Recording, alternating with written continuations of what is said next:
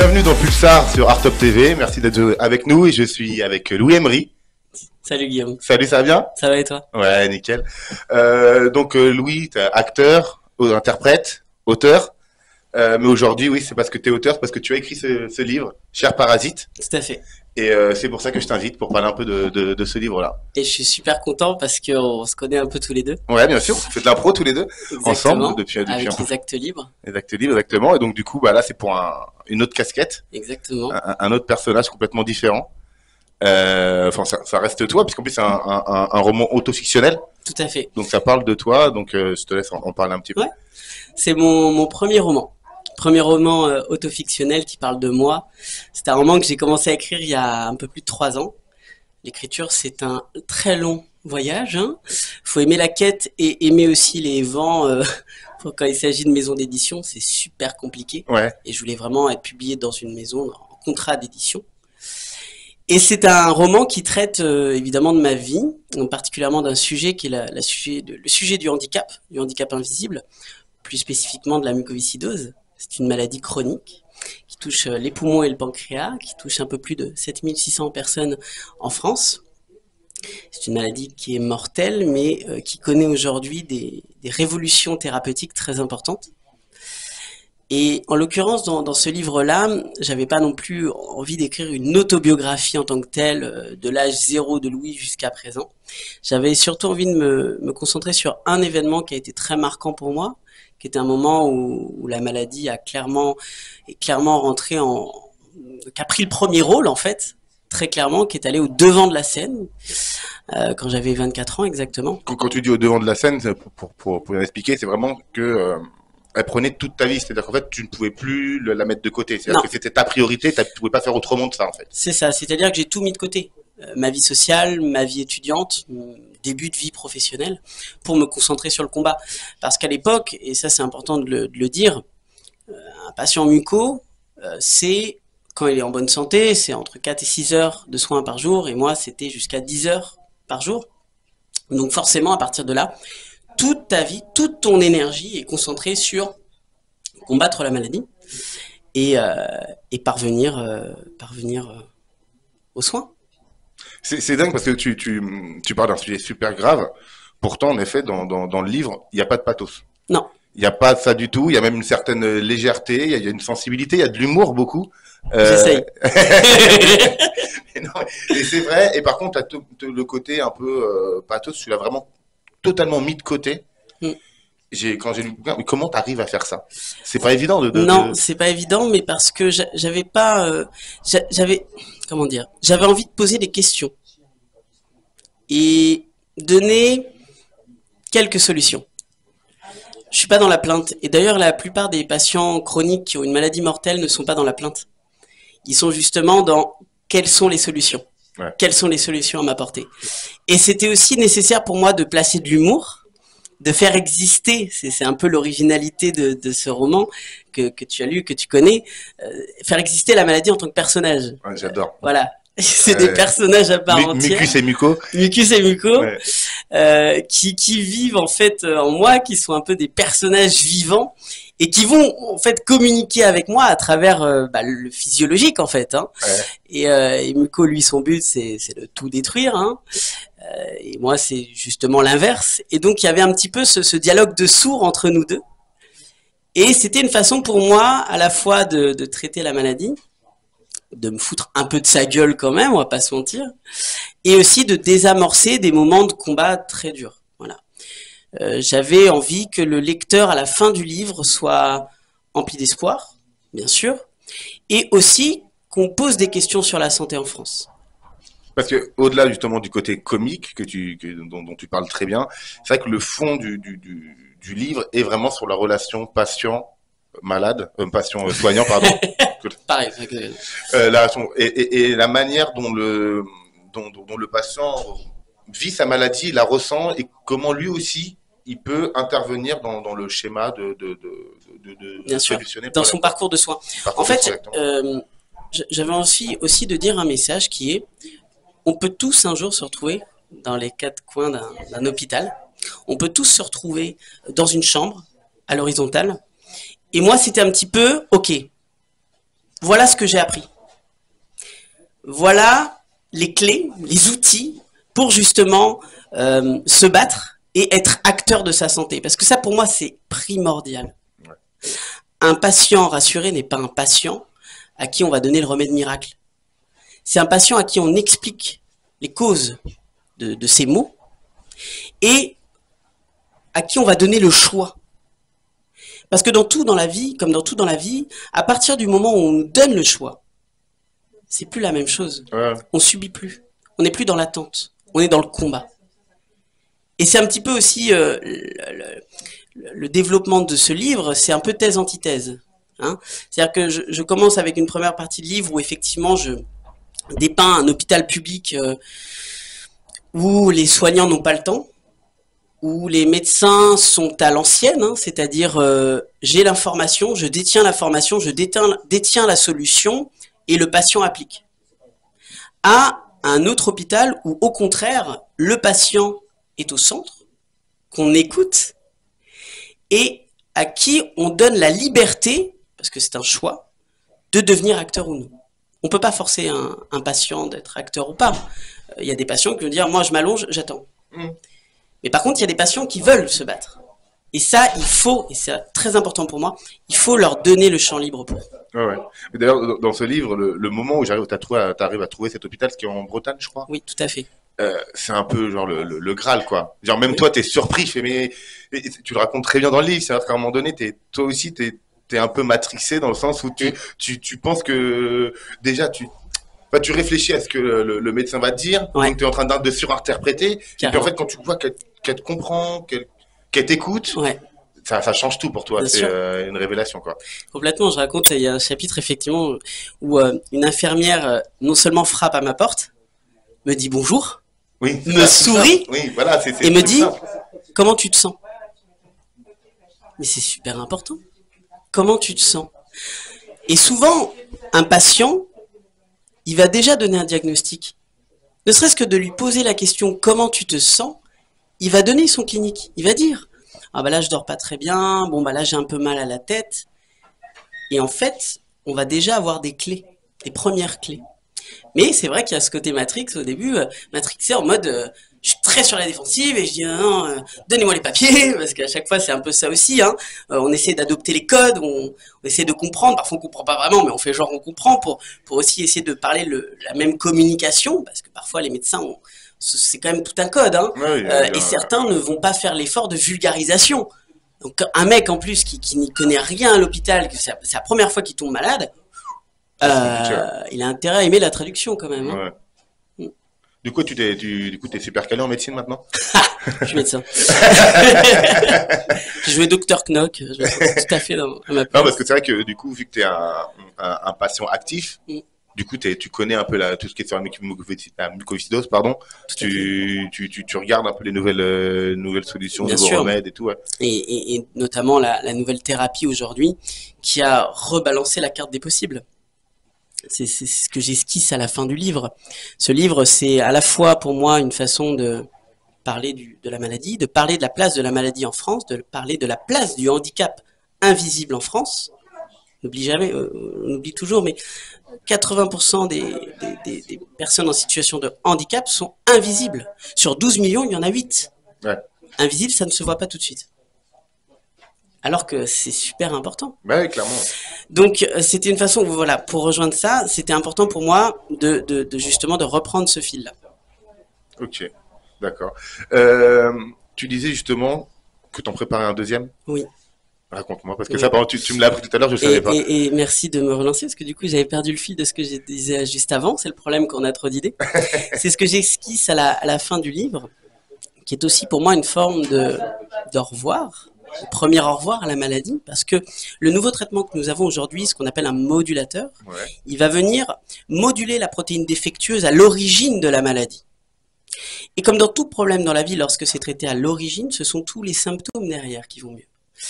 Donc, on vient notamment... Alors, il est important de préciser que tous les patients mucoviscidoses aujourd'hui ne l'ont pas. Donc, il y en a qui se battent encore à l'ancienne.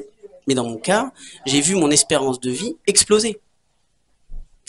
C'est-à-dire qu'à 29 ans, on m'a dit, tiens, tu as une nouvelle vie.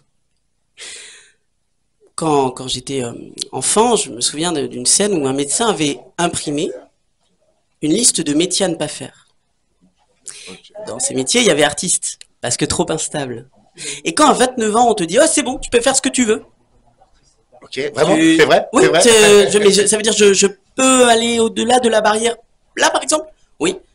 Alors au début, tu la passes, puis tu regardes derrière, tout se passe bien, alors tu marches un peu plus vite, tout se passe bien, tu cours, tu sautes, et là c'est extraordinaire. Ouais, c'est Et c'est génial. un champ infini. Et donc c'est ça aussi, ce deuxième livre qui va arriver, c'est le pont. C'est-à-dire Ok. qu'aujourd'hui, j'ai cette deuxième vie qui commence, une vie que j'aime, dont je rêvais, qui est une vie artistique, Bien sûr. sur scène comme avec la plume. Et donc ce deuxième roman traitera de cet handicap invisible, mais il va aller vers aussi des choses qui sont de l'ordre de l'amitié, de l'amour, du voyage. Un voyage qui, pour moi, n'est pas terminé, qui commence. C'est beau. Mais t'en parles un petit peu Oui. dedans, de tes relations d'amitié et d'amour. C'est vrai que je voulais en parler, c'est bien que tu en reparles. Il y a quelque chose de très touchant quand une amie vient te voir, t'es pas forcément au mieux de ta forme, Non, mais l'intention est là et finalement le fait qu'elle vienne te voir, ça fait du bien de fou, quoi. Et après, tu as l'importance des visites, des gens qui viennent voir les autres à l'hôpital. complètement. Et j'aime beaucoup la manière dont c'est raconté parce que pareil, c'est pas dans le pathologique, c'est pas là pour faire pleurer, mais c'est vraiment le ressenti et c'est vraiment très premier degré. Voilà ce que je ressens. Et comment je fais avec tous ces sentiments, avec tous les trucs qui viennent en même temps et comment je me débrouille avec tout ça, sans jugement, juste toi. Et c'est vraiment très bien écrit sur ce thème-là en tout cas. Les proches, c'est décisif. Ouais. C'est extrêmement décisif. Et c'est vrai que, d'autant plus quand on vient nous voir, c'est ce que je décris, en fait, un patient, un malade, il n'a pas envie qu'on le plaigne. Il Non. veut juste qu'on passe du temps avec lui. Et finalement, qu'on rende presque normal le fait qu'il soit dans une chambre. Ouais, qu'on fasse avec, quoi. En fait, on vient pas rendre visite à un malade. On vient rendre visite à un ami. Ouais, on va voir un pote, quoi. Un jour banal. Voilà, c'est ça. C'est vrai que c'est important de le faire. Donc j'aime beaucoup la manière dont c'est écrit puisque ça montre l'importance justement de faire ces démarches-là. Bien sûr. Je l'ai pas dit, mais il est quand même finaliste, je le remonte, Oui. du prix LEM. Oui, tout à fait. Ouais, quatrième. Oui, 4e sur 40. 4e sur 40. C'est quoi ce prix LEM? Tu peux nous en parler un petit peu? Oui, c'est un prix littéraire national qui récompense un écrivain qui va traiter du sujet de la santé en France, que ça soit un soignant, un soigné ou un aidant. Voilà. Et donc effectivement, donc je faisais partie de la présélection et j'ai terminé 4e. J'étais très content. Bon, c'est un peu la médaille en chocolat. On va pas se mentir, on a envie d'être au moins sur le podium. C'est pour dire, Mais c'est pas mal. c'est partie remise et puis l'avantage. Pour un premier livre, c'est quand même Bien sûr. pas mal. C'est Bien même sûr. très bien. Évidemment. Ouais, ouais. Ah non, mais je suis très très content. Très content. C'est le début d'une belle aventure et c'est une aventure qui m'a permis aussi d'ouvrir des portes, de devenir officiellement artiste-auteur et d'avoir la chance. Aujourd'hui, je suis donc en résidence d'écriture au château des Tourelles à Bois-Colombes, qui est un magnifique endroit où je collabore avec des artistes, où je donne aussi des cours d'écriture.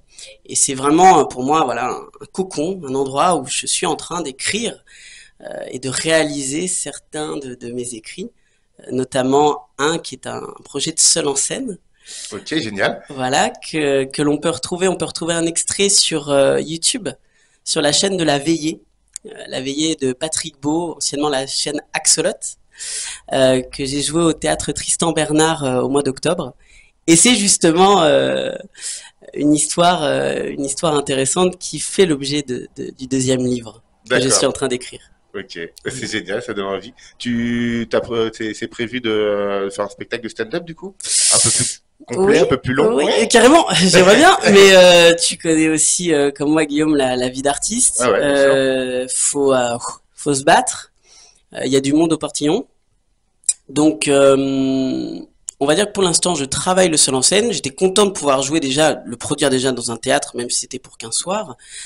Donc, j'avance tranquillement. Voilà. Mais c'est vrai que l'objectif, ça sera de pouvoir trouver potentiellement un producteur, ou en tout cas quelqu'un qui serait prêt, ou même ne serait-ce qu'un directeur de théâtre, qui serait prêt à me faire confiance et à me dire, allez, on essaye.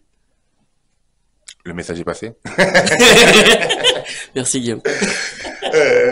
Tu parlais justement de donner des cours, du coup, de faire des résidences. Pour toi, c'est important de transmettre un peu ce savoir, peut-être un grand mot, un peu beaucoup, mais genre de transmettre le kiff de l'écriture. L'écriture, c'est génial. Ouais. Et c'est vrai que c'est bien que tu mettes des guillemets à savoir, parce que pour moi, c'est véritablement un savoir, c'est une pratique. Oui. C'est l'acte d'écrire. Très souvent, on a nos freins, et le fait de développer un réflexe d'écriture, ne serait-ce qu'une minute par jour, c'est un muscle. Et c'est important pour moi d'accompagner, et d'ailleurs, c'est le cas actuellement au Château des Tourelles, j'accompagne des personnes qui... Alors, il y a certains, ce sont déjà des auteurs, d'autres, c'est la première fois, et ça va de 16 ans à 80 ans, ils sont 10, et c'est génial, c'est super inspirant. C'est super inspirant. Et quand je vois un apprenant qui me dit au début, oh, je suis pas sûr là, ça va pas le faire, je pense que je vais pas y arriver, et qu'au final, non seulement il y arrive, mais en plus il est fier de lui, et les autres lui disent, mais c'est le plus beau cadeau. C'est trop bien. C'est pour ça que je fais aussi ça. C'est pour vibrer avec les autres. Clairement. Et tu lis beaucoup? Je lis beaucoup, je me rattrape. Ouais. J'étais un très mauvais élève déjà tout court à l'école. Ouais. Je détestais lire. C'est mon père souvent qui me lisait mes histoires quand j'étais plus petit, assez tardivement, parce que j'avais pas envie de lire. Et en fait, ce goût de la lecture, il est arrivé beaucoup plus tard, à mes 25 ans, en fait. Et là, par contre, je lis beaucoup plus. Quoi, un peu, genre Voilà, des romans, j'attendais que tu me poses la question. Ouais. Alors oui, le théâtre, bah, tous les deux, on fait du théâtre, donc c'est vrai que ça fait partie du job que de lire du théâtre et d'apprendre. Après, j'ai des auteurs sources. Alors dans le classique, on a du Victor Hugo. Moi, j'adore la plume de Victor Hugo, qui est à la fois très sombre au début de sa carrière et qui finit contre toute attente, malgré les difficultés de sa vie, sur une certaine touche de lumière. Donc puis c'est un auteur extraordinaire, Victor Hugo. On lit du Victor Hugo, on est subjugué. La logique, c'est oh là là. Donc ça, j'aime beaucoup Rimbaud, parce que la poésie, à 17 ans, on n'est pas sérieux quand on a 17 ans. Écrire ça à 17 ans, c'est quand même assez fou. Ouais. Une preuve de maturité extraordinaire. Des génies, fait partie des grands génies. Et puis sinon, plus récemment, j'aime beaucoup Saint-Exupéry. Saint-Exupéry, qui reste, à mon sens, un des auteurs les plus lumineux qui soit, qui a cette capacité de magnifier le réel, de compter, d'emmener avec lui dans son avion les lecteurs, avec un conte qui reste pour moi un des plus beaux, qui est Le Petit Prince, quand même le troisième livre le plus traduit au monde. Et à chaque fois que je lis Le Petit Prince, je pleure à la fin. Ouais. À chaque fois, c'est... Non, il y a une vraie poésie, il y a un côté fantastique un peu qui transporte un peu. C'est ça. Et en même temps, on s'y retrouve aussi. Tu connais Le Petit Prince? Oui, je vois que tu le connais. Oui. En plus, pour être tout à fait honnête, en fait, pendant longtemps, moi aussi, j'ai été un très mauvais lecteur. Et je me refais un peu mes classiques aussi. Et Le Petit Prince, je l'avais pas lu. Et je l'ai relu, et quand je l'ai lu, j'étais pareil. C'est les bouquins, tu lis, tu le fermes, et puis tu regardes en l'air comme ça, tu te dis pourquoi j'ai perdu ce rêve d'enfant, cette manière de rêver. Et j'adore la manière dont tu te remets ça, de manière limite logique qu'il faut rêver. Enfin, je trouve ça le côté fantastique qui met en place, je trouve ça ouf, moi, vraiment, ça me parle beaucoup. Complètement. Ouais. C'est un très beau conte sur comment garder à la main l'enfant. Ouais. Parce que notre vie d'adulte a tendance à lui dire tais-toi très rapidement. Alors que l'enfant, c'est le premier être d'imaginaire. Quand on est enfant, c'est extraordinaire. On met un petit bout de caoutchouc à nos rayons de vélo, ça devient une moto. Ouais. Pourquoi on a oublié ça? Pourquoi? Et c'est vrai que je crois que être artiste, c'est aussi ça. Un artiste, c'est aussi quelqu'un qui ne veut pas lâcher la main de cet enfant et qui lui dit viens, on va essayer de faire un adulte avec ce qu'on a tous les deux. Non, moi, je suis grave d'accord. Quand on vous dit que vous êtes immature, en fait, vous n'êtes pas immature, vous êtes un artiste, en fait. Tout à fait. Ouais. On m'a dit que j'étais mature toute ma vie, j'avais pas compris que j'étais un artiste. Exactement. C'est ça. C'est ça. C'est dingue. Bon, après, ça excuse pas tout, hein. Quand on a la flemme, Alors oui, parce qu'on le répète, les artistes le disent tout le temps, mais être artiste, c'est du travail. Bien sûr. C'est avant tout. Ça ne se voit pas. Ça ne se voit pas parce que ça reste du kiff, c'est un travail qu'on aime faire, mais c'est un travail. Bien sûr. Là, tu disais 3 ans d'écriture, mais ce que tu dis pas, c'est la désécriture, parce que quand on écrit, on efface, on réécrit, on reformule, on rajoute, et c'est dingue, parce que du coup, tu es obligé de casser ce que tu as construit la veille. Complètement. C'est un travail c'est un sculpteur. Ouais. L'écrivain, c'est un sculpteur, il a son bloc, il commence à faire les premières entailles, et là, après, commence le vrai travail. Ouais. Et c'est vrai que c'est un exercice de patience que d'écrire un roman, parce qu'en plus, il y a toutes ces boutures, tout ça à faire. Et une fois qu'on a la bouture finale, qu'on est en mode ok, c'est bon, et ben là, il faut trouver une maison. Et quand on n'a pas, ce qui est ton cas aussi, Guillaume, je crois, on n'est pas de famille d'artistes, on n'a pas des contacts monstrueux, donc faut prendre son baluchon, son culot, son panache, et là on va frapper. Et là on se prend des portes. Et il y a toujours un moment où il y a une porte qui s'ouvre. T'en as mangé beaucoup des portes pour... Oula. Ouais. Ouais, j'en ai mangé beaucoup, bien sûr. Des dizaines. Jusqu'à un moment où il y a une maison qui m'a dit, ah, peut-être un truc qui nous intéresse là. Parce qu'en plus, et j'en ai conscience, c'est un livre où j'ai pris beaucoup de liberté. Il a pas ces canons d'écriture. Ah non. Il va un peu dans tous les sens. Il va dans tous les sens, c'est très haché. Oui. Mais en même temps, ça apporte une légèreté, une fluidité dans Bien la sûr. lecture parce que c'est très, c'est par étapes, quoi. Bien sûr. Si tu racontes ça, tu racontes cette anecdote-là, qui est entremêlée entre Mucus et Muco, qui, moi, me font penser un peu aux deux Sylvester Stallone de la World Company, un peu, tu sais. Complètement. Complètement. De gros chefs d'entreprise qui veulent tout faire pour défoncer le corps de Louis, quoi. C'est ça, complètement. Et donc, du coup, du coup, t'es pris, c'est vachement dynamique, je trouve, comme lecture, et c'est super agréable. Mais c'est parce que c'est écrit aussi par quelqu'un qui n'avait pas le goût de la lecture à la base. Ouais, bah, donc j'avais envie de donner de la lecture. Et c'est vrai, et ça marche bien. Ouais. Mais j'essaye. Je me souviens encore de la réponse de Flammarion. Je leur avais envoyé, il m'avait répondu un mail personnel, ce qui est déjà une première victoire. Bon, il m'avait dit non, hein. Il m'avait dit sujet très intéressant, original, vraiment avec un vrai style et une plume. Néanmoins, nous sommes quelque peu désarçonnés par le parti pris de l'écriture. Nous ne pensons pas que ça rentrera dans une collection. Oui, et en fait, on se heurte là à la logique d'une maison d'édition qui est un livre qui n'a pas de collection, c'est un livre qui n'a pas de lecteur. Un livre qui n'a pas de lecteur, c'est un livre qu'on ne pourra pas publier. Okay. Donc c'est toujours ça, mais c'est le cas dans tout travail d'artiste, juste milieu entre notre liberté, nos envies, nos projections, et aussi la réalité d'un métier qui, malgré tout, doit aussi répondre à des logiques mercantiles. Donc là, il faut savoir faire des concessions. Ok. Pardon, du coup, on peut dire merci à ta maison d'édition. Oui, totalement.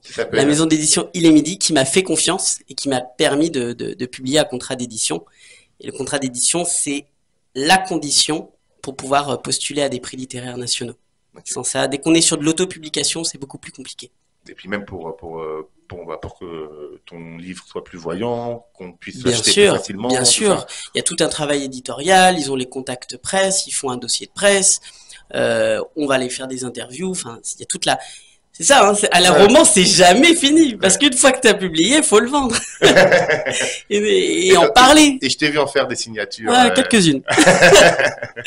Donc mais en même temps, voilà, c'est aussi des moments magiques, quand quelqu'un vient te voir et te sort une phrase de ton livre, moi, c'est toujours pour moi un truc qui est, je comprends pas. C'est irréel. Vraiment, quand quelqu'un qui est venu, qui vient me voir et qui me dit, ah, j'adorais ce chapitre, la façon dont tu parles de ça, c'est toujours pour moi un peu irréel. Ok. C'est toujours irréel. Mais c'est ça qui est beau. Je le montre une dernière fois. Oui. Où est-ce qu'on peut l'acheter? Où est-ce qu'on peut se le procurer? Alors, il est super bien référencé. Site de la Fnac, Cultura. Et puis sinon, on peut aller aussi dans sa meilleure librairie de quartier. Et je vous encourage à le faire. Les libraires ont besoin de lecteurs, ont besoin de vous. Et soit il est en rayon, coup de bol, sinon on commande.